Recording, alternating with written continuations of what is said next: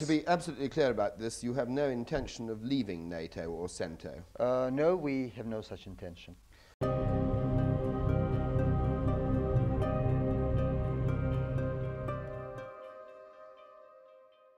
What about the United States bases that are here?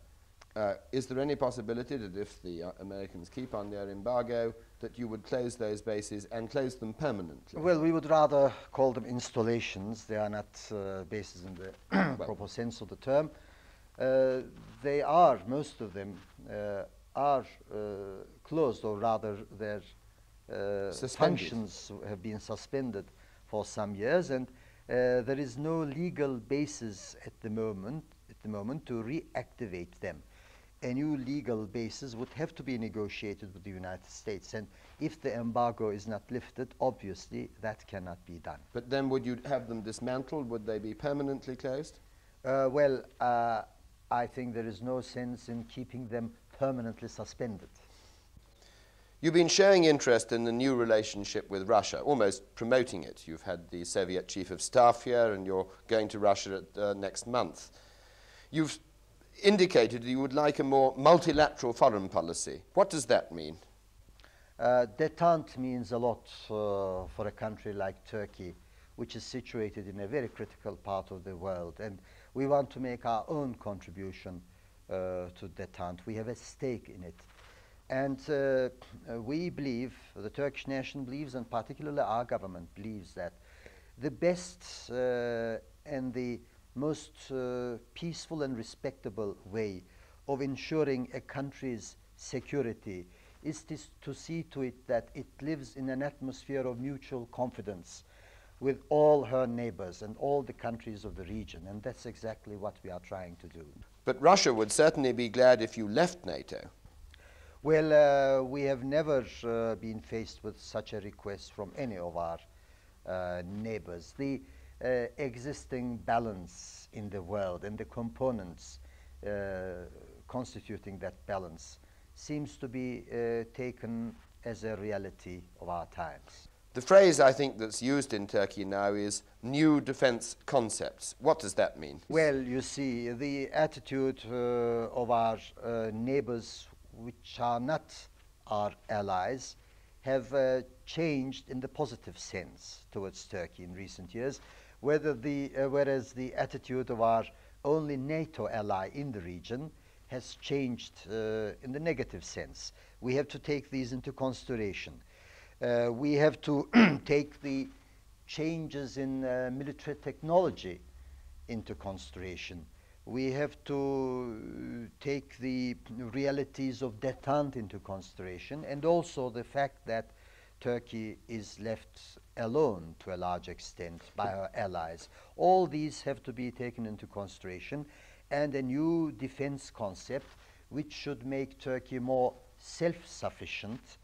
There are two implications in that. First, what do you mean by self-sufficient? Do you mean getting a more even-handed supply of arms from the communist world as well? Well, I'm not prepared to talk about the possible sources from which we can get our military equipment. This will emerge as a result of the study we have been undertaking with the objective of formulating a new national defense concept. However, we do want to get away from being from a position of being over-dependent to only one source regarding our military equipment. Do you mean you'll go to a more neutral position in the world, or is it, as the Greeks like to suggest, a form of blackmail, if I can use such a word, to a prime minister? Well, you see, the lack of allegiance seems to come from NATO, our NATO allies, and particularly the United States, if the attitude of the negative attitude of the Congress persists. We have to adapt ourselves to the changing realities and to the facts. As I said, we simply cannot afford to let our defense arrangements remain suspended and remain at the mercy of the Congress of an overseas country. So we have to it is an take care of ultimatum ourselves. in that sense, sir? It's not an ultimatum. It is a realistic attitude. We haven't threatened, or if I may be allowed to use the term, blackmailed NATO as Greece has done by retiring from the military structure or by threatening to leave NATO altogether. We only say that our contribution to NATO will be in proportion to the contribution of NATO to Turkey's security. That's all. But if Congress, if I may persist with the thought, if Congress does refuse to lift the embargo, the logic of your position means you do go into a more neutral position. Well, as I said, we will have to take care of ourselves to a greater extent than we have been doing. That may have certain political consequences, naturally. But we do not want to upset the delicate balance on which détente is based, because, as I said earlier, we have a stake in détente. Domestically, sir, you do have economic problems that make our recent ones, or even Italy's, look like molehills to a mountain. You have won some support from the IMF and the international community, but how are you going to get out of your problems? We did inherit a very heavy burden economically when we took over as government at the beginning of the year, because very irresponsible policies, or non-policies, if I may say so, had been followed in the 3 years that preceded our government. And unfortunately, this period of irresponsibility coincided with a period of world economic crisis to some degree. But we have taken the economic problems very seriously, and we have adopted a very brave and coherent attitude, leaving modesty aside. And we prepared a new program to rehabilitate and reactivate the Turkish economy, to increase production, which had very much fallen down, to increase exports, which also had fallen down very much. And the measures that we adopted have been so convincing, obviously, that the IMF did not hesitate to not only to give the green light as far as Turkey is concerned, but even to offer some credit facilities. In this context, you are an associate member of the EEC, and it looks as if Greece may become a full member with a veto of any help given to you.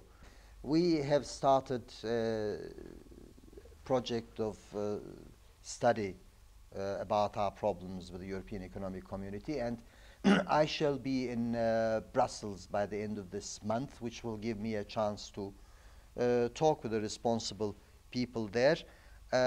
We hope that the European Economic Community will realize the importance of the problems that exist between the two countries, and if possible, we would like to continue our association. But also get closer to the communist world. Well, You've been to Bulgaria recently, and going to Russia. You see, many of our Western allies, many countries which are in the forefront of capitalism, have already established much closer economic relations and cooperation with the Soviet Union and other socialist or communist countries.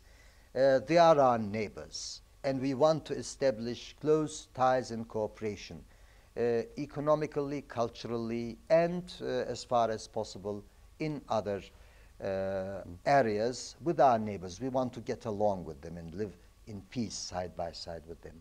The other great problem, perhaps the greatest of all facing you, is domestic violence, which has got even worse during the 4 months you've been in office. Why?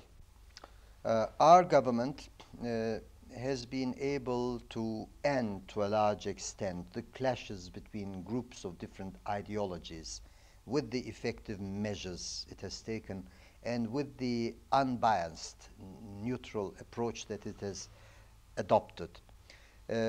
As a result, the people who want to perpetuate violence in Turkey have taken recourse to the extreme degree and to a very inhuman form of violence, which is which consists of sabotages and assassination attempts, and they usually use youngsters or even children in order to undertake such violent actions. But who is this? Is this the right? Is it the left? Well, or is it you both? see, for some years, violence has been mostly coming from the extreme right. And those who were carrying on were given a lot of encouragement by the two coalition governments that preceded our own.